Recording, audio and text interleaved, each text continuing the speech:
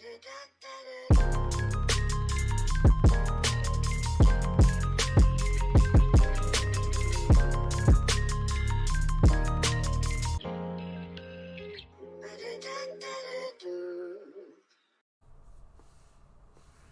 everybody, welcome back to my anime react channel, Giz Anime. Today we're going to be reacting to Wonder Egg Party episode 9.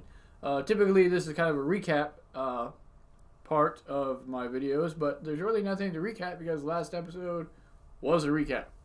So the only thing of note that happened last episode was one of the Accas stated that we would like to get to know them better and to know, their motives more. So hopefully we get a little bit into that this episode. But with that being said, let's get into the episode. I saw a comment by somebody saying that the show is pretty dark. We know it has darker elements, but I'm wondering if it gets even darker. We will see, and I will see you there. Alright, everybody. Is Neiru sick? Did your company go under? Did you kill someone? Wow, that's an intense question to ask anybody. Did you kill someone? Like, would you even expect him to say yes? She's inviting them all over to have a party or something? So she wants them to come over, so they think she's sick because she wants them to come hang out. And she's supposed to be like some seclusive shut-in type person. I bet there's a lot to do at Neiru's house. Like, she probably has like a movie theater or arcade room, even an indoor swimming pool. They've been recording Neiru's dreams. So Neiru's been studying the dream state so she gets a better understanding of what's going on? Wow, I knew she was smart and all, but for her to have the wherewithal to actually record the dream states so she could better understand what's going on, that's incredible. Okay, so Neiru is a super genius. Like, not just smart, but really smart. Whoa, that's a genuinely shocking fact. Kind of throws my whole, she gained her fortune from her family, her parents, into the trash. She's probably the one that created her own things and made this wealth herself. Which really makes me wonder why her sister tried to kill her. Like, was her sister jealous that she was a genius and her sister wasn't? Or was her sister a genius and she thought of some of these things that Neiru did but never got any credit, so she was jealous of all the fame that she was getting and not the sister, like herself. So the sister attacked her out of jealousy. This is Neiru's room. No, like, everything belongs to her. Like, everything is hers. This whole building is her room. I used to have a rat. They're actually really smart. No, that looks pretty expensive. She probably got like her own mini like restaurant in her house somewhere. Kawaii always has a way to bring Neiru down. Like, oh my gosh, we're about to do makeup. We're going to do our nails, then we're going to do our hair, then we're going to have pedicures. Then we're going to tell ghost stories later too. Really get to know each other. Yeah, that's about Kawaii for you. I want to marry a hot guy, but she left out rich because Kawaii would want a hot, rich guy. A friend? She has a friend there? Oh, is her friend sick? Oh yeah, that's sick. She's got some random person in her building on like life support. Some kind of stasis pod type thing. Kotobuki. She kind of looks like Kawaii almost. Near-death experiments on herself. Basically like the Flatliners movie where they killed themselves and brought themselves back. But she just took it too far and never came back on one bout. So She's really dead. Yeah, she met her in an egg. Wow. How random just to meet her in the egg. Like, this is an actual literal friend of hers. Like, since she's dead, and clearly the Acas don't have like her brain or any like thing to pretty much key her into like her mindset. How are they able to project an egg, like the mentality of this girl, into the dream world? Like, how will they know anything about her? Are they not the ones projecting these people into the dream state somehow? Like, or is it all just random? And like you just meet whoever? Because I thought, in like the first episode, there was like a bunch of bodies or something. Brains, I don't know what was in the pod, like the cylinders that I walked by at the beginning. But I thought they were using those as like ways to tell the inner psyche of all the dead people. I've just got to reiterate too again in this episode that the art is incredible. Like how they made the different bosses in every episode look unique and different. Like even Kotobuki, like her design, her hair, her eyes. How she's got the dual eye color too. But she still looks really unique. She kind of looks like Kawaii though. I guess more like just with her hair. Oh, that's gotta hurt. Went to that zone. What zone? Like death? So basically Neiru was about to... Basically saying she was gonna commit... That she was basically gonna do those experiments on herself, the near-death experiments, to try to get to where she is, so that she could help her get out of here. But her friend was like, hey, basically, if you do that, you'll get stuck. Just like I am.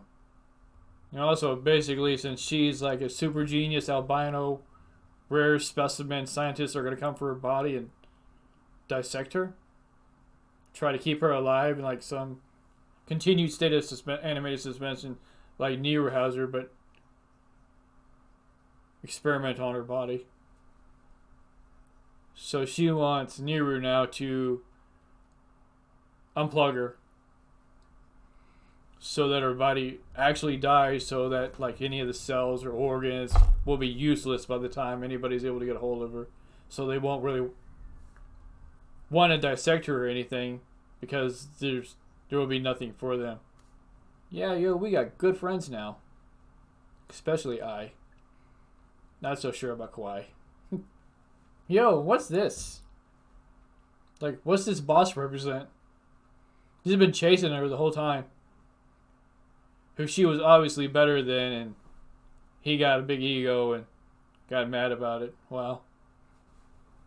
No, let's look at the art. It's incredible. Oh, that had to hurt. What? World famous. World famous, bro. Why you got an ego then? Why are you so upset about her?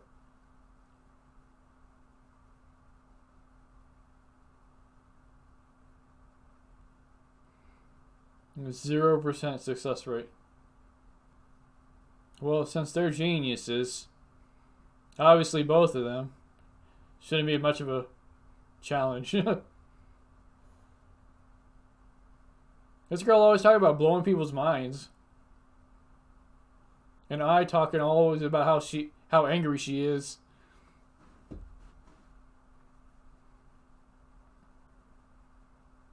Maybe this isn't the kind of counseling they need. Did he just kill himself? Okay, so we're recording this dream too? Yeah, so she wants her to kill the life support so that the government won't come for her, basically, and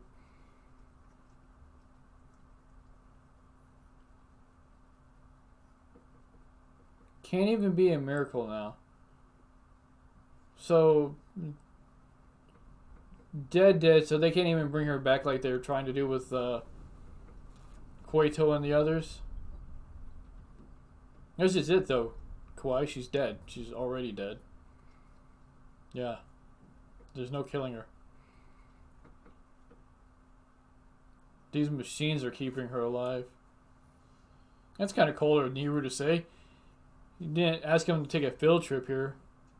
Then why did you tell him to come here in the first place? Right? I'm not sure for what though, but true.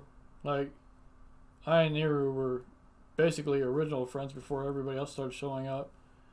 And honestly, Neiru doesn't like Kawaii that much, it seems. Oh wow. The assistant is working with them.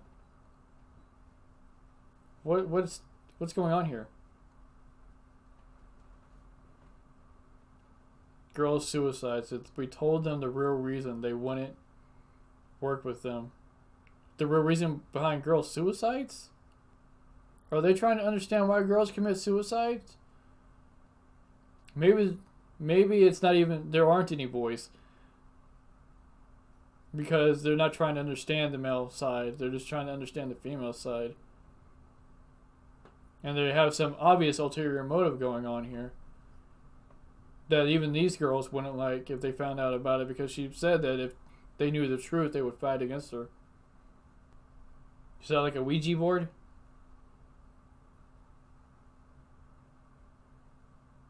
Oh, so Koito was really actually in love with Sawaki?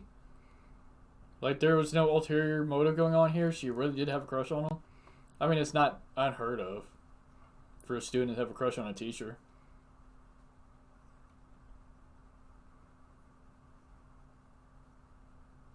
So they don't know who moved it.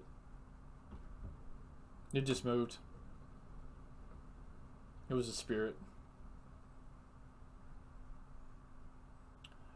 So she's gonna basically do it for Neiru, and Neiru won't know if she really did it or not. Right. So he made the egg appear. It was just there. Like, it wasn't a random coincidence that she met Kotobuki in the dream state. He set it up so that they would meet. But are those actually their... Like their spirits, I guess is the best way I can think of it to say, is that their spirit in the dream world communicating, or is that an AI of the best representation the Accas can make up of that individual?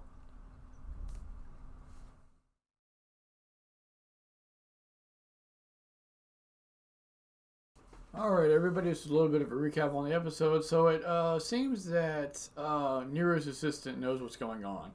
Neiru was basically using her money to look into the dreams and things of that nature to figure out, how they work probably. But her assistant is basically subverting this. For what ends, we're not sure yet. But I'm pretty sure they're more sinister than we even probably realize what's going on. They actually might be using these things to try to figure out some form of immortality in a dreamlike state to live forever in an AI type environment. Because Ura and Acca both look like they're like robots, basically. Like they've been built and probably might have some form of lower AI inside them. So the assistant said that Neiru is getting close, but she threw her off track right now. Or one of the Accas said it, but whoever said it. Neiru was basically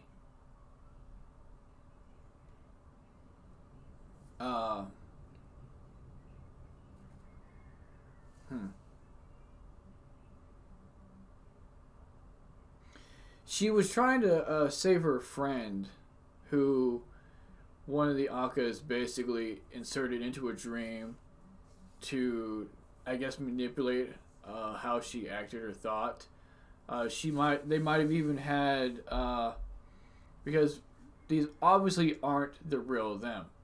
They're like she said, her friend Kotobuki, something like that, was dead. She's dead. So there's no way that this dreamlike state person truly knows what's going on. Which also makes me wonder how they really know any of these things from any of these girls in the first place, unless they were looking into their lives. Like, how do these dreamlike states actually work? Like, we'll take the one who said she saw Ghost, the elephant ghost that was the boss, but the girl who said she saw Ghost and was ridiculed for it. How do we really know? Do they have their brains or something? Is that what's in those things we saw in like the first or second episode? Not sure. Because it all seems like it can be manipulated either way. These guys are obviously geniuses, so they could probably manipulate what the thought processes are even being thrown out to try to get the girls to do what they want them to get them to all move in a linear path of progression. Even if they think they're making choices by themselves, they're really not. So it's darker than I had first anticipated. Like I said way back, I don't think this has anything to do with bringing the friends back. And now I'm not even sure it has anything to do with making friends now. Because I don't feel like it's about the girls more so than it is about the Acca and Acca and what they are trying to get done. And we're just following the girls' stories, but they're like the puppeteers behind the veil here, just trying to get the girls to do what they want them to do.